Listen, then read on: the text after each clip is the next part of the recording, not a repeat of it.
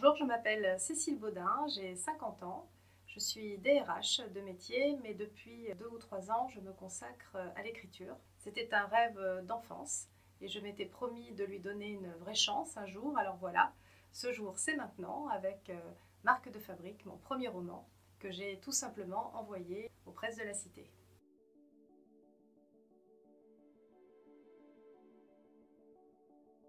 Dans Marque de fabrique, j'ai essayé de réunir tout ce que j'aimais en tant que lectrice. C'est donc un thriller avec des morts suspectes, des disparitions inquiétantes et une double enquête en forme de puzzle. C'est également un thriller historique puisqu'il se passe à la fin du 19e siècle, en pleine révolution industrielle. C'est une période passionnante. C'est enfin une histoire romanesque avec deux héroïnes fortes, perspicace et opiniâtre. Une histoire qui s'ancre dans des territoires au patrimoine unique, notamment du côté de Lyon, dont je suis originaire.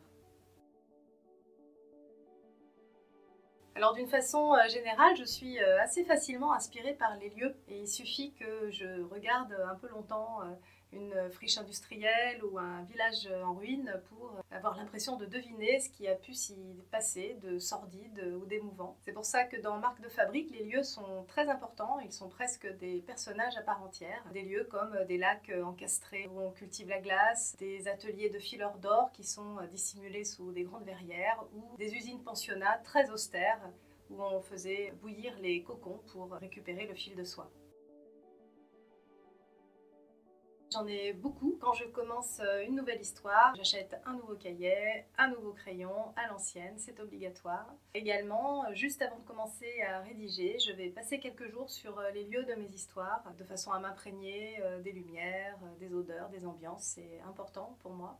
Et enfin, lorsque j'ai terminé, je me détends en faisant un dessin d'une scène ou de scènes que mon histoire m'a inspirée ou évoquée.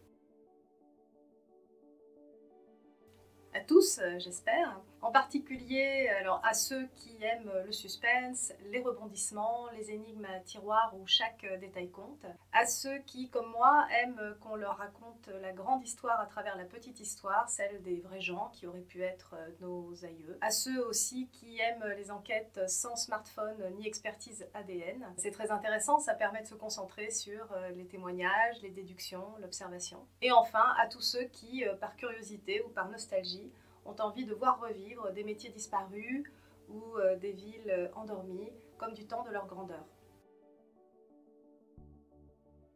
Si je devais avoir un dernier mot, ce serait merci, assurément. Merci de me lire, merci de m'aider à réaliser ce rêve d'enfance. J'ai essayé de vous surprendre avec Marque de fabrique, j'espère avoir réussi, j'espère pouvoir continuer à le faire avec les histoires qui suivront. En tout cas, j'ai hâte d'avoir votre retour et de venir à votre rencontre.